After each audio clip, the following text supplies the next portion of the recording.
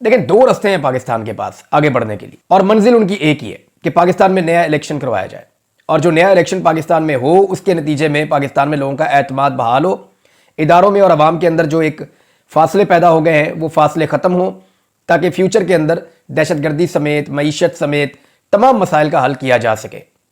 वो शुरू तभी होगा जब पाकिस्तान के अंदर एक फ्री एंड फेयर इलेक्शन होगा। अच्छा, इस इलेक्शन की तरफ जाने के दो रास्ते हैं। या तो सारी पॉलिटिकल पार्टीज और पॉलिटिकल स्टेक होल्डर्स बैठे और बैठकर ये तय करें कि हम एस्टेब्लिशमेंट को बाहर निकाल रहे हैं सियासत में से, लिहाजा एस्टेब्लिशमेंट का सियासत से कोई किरदार नहीं है, हम आपस में बैठ के तय कर लेते हैं कि कब तक ये हुकूमत चलनी है और उसके बाद हम पाकिस्तान में इलेक्शन अनाउंस कर देते हैं। एक तो तरीका ये है।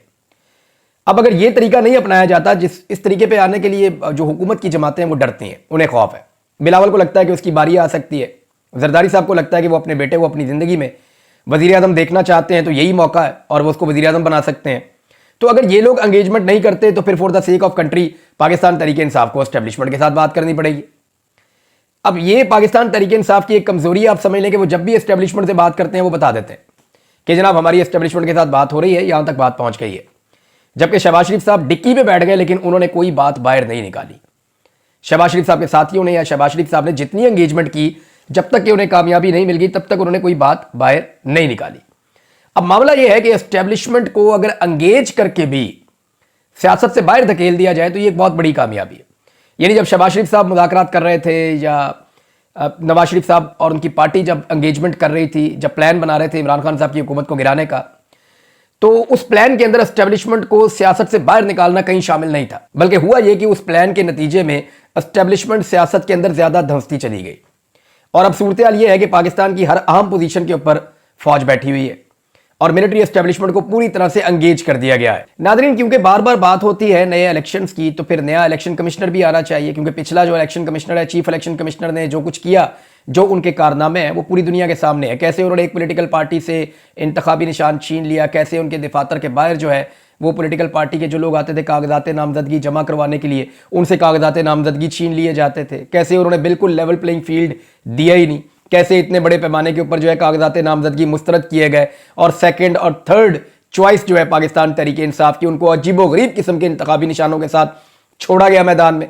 कैसे एक एक घर के जो वोटर्स हैं उनको दो दो तीन तीन शहरों में फैला दिया गया कि एक वोटर बेचारा वोट डालने जा रहा है 50 किलोमीटर इधर, उसी घर का दूसरा बंदा 50 किलोमीटर इधर, उसी घर का तीसरा बंदा 50 किलोमीटर उधर जा रहा है। यानी जानबूझ के लोगों को इतना परेशान किया ताकि लोग वोट ना डाल सकें। जो इलेक्शन कमीशन का रोल था वो बहुत ही बदतरीन था। इसके बारे में आलमी कुछ जो इदारे हैं उनकी रिपोर्टें भी मौजूद हैं और वो ये बताते हैं कि पाकिस्तान की तारीख का बदतरीन इलेक्शन सिकंदर सुल्तान राजा साहब ने करवाया। तो 2 माह पहले उनकी मुद्दत मुलाजमत ख़त्म हो गई है और इस वक्त पाकिस्तान तहरीक इंसाफ ये कह रही है कि नया चीफ इलेक्शन कमिश्नर जो है वो तैनात किया जाए और उसका अमल शुरू किया जाए।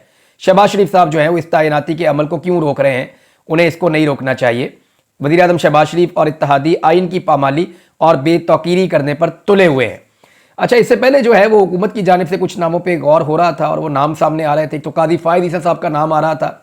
ये तो इंतहाई अफसोसनाक बल्कि पाकिस्तान के लिए बदकिस्मती होगी अगर काजी फ़ायज़ ईसा जैसा आदमी जो बोगस से भरा हुआ है और एक पॉलिटिकल पार्टी से शदीद नफरत करता है तो वो कैसे पाकिस्तान में फ्री एंड फेयर इलेक्शन करवा सकता है। फिर 2 नाम और भी थे, एक नासरुल मुल्क साहब जो हैं रिटायर जज हैं सुप्रीम कोर्ट के, उनका, और एक तसद्दुक जिलानी साहब। इन 2 लोगों के नाम भी आ रहे थे। तो अब देखते हैं कि कौन सा नाम फाइनल होता है। अपोजिशन अपने नाम देगी, हुकूमत अपने नाम देगी और उनमें से एक नाम फाइनल किया जाएगा।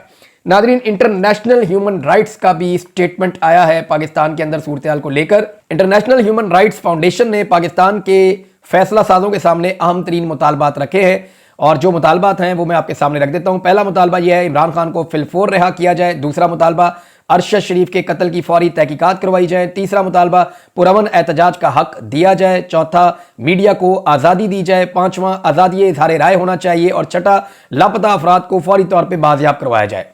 ये 6 ऐसे मुतालबात हैं, अगर इन पे अमल दरामद हो जाए ना पाकिस्तान में तो पाकिस्तान ट्रैक के ऊपर चढ़ जाएगा। यानी पाकिस्तान के पास और कोई ऑप्शन ही नहीं है ना। आपको रूल ऑफ लॉ चाहिए, आपको फ्रीडम ऑफ स्पीच चाहिए, आपको जो है वो इंसानी हकूक़ की पामालियाँ ख़त्म करनी है, पब्लिक के मैंडेट का एहतराम करना। ये चीज़ें आप पाकिस्तान में करें, पाकिस्तान जितने मसाइल में घिरा हुआ है उनमें से निकल जाएगा।